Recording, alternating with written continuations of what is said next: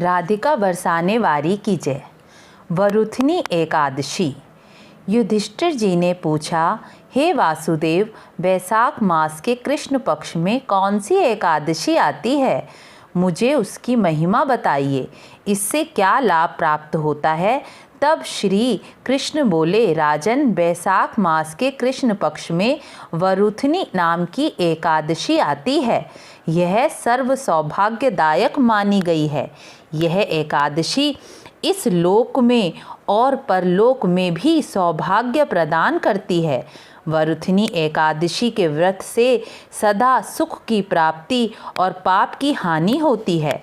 वरुथनी संस्कृत के वरुथ शब्द से लिया गया है। वरुथनी का अर्थ है रक्षा करना या कवच के रूप में रक्षा करना। वरुथनी एकादशी करने वाला मनुष्य सभी दानों का फल प्राप्त करता है। उसके हर संकट समस्या से रक्षा होती है। वरुथनी के व्रत के प्रभाव से राजा मानधाता तथा धुंधुमार आदि अनेक राजा स्वर्गलोक को प्राप्त हुए थे। जो फल 10,000 वर्षों तक तपस्या करने के बाद मनुष्य को प्राप्त होता है, वही फल वरुथनी एकादशी का व्रत करने मात्र से मिल जाता है। श्री कृष्ण आगे कहते हैं, राजन, घोड़े के दान से श्रेष्ठ हाथी का दान है। भूमि दान से श्रेष्ठ तिल दान है।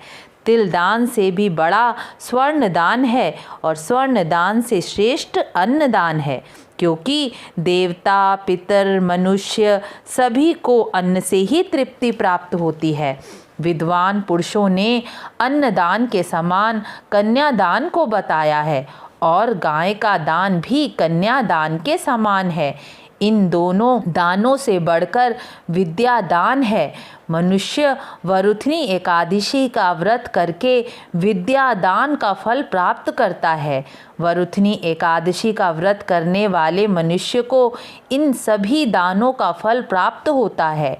जो लोग पाप से मोहित होकर कन्या के धन से जीविका चलाते हैं, वे अपने पुण्य के क्षय होने पर यातनामय नरक में जाते हैं।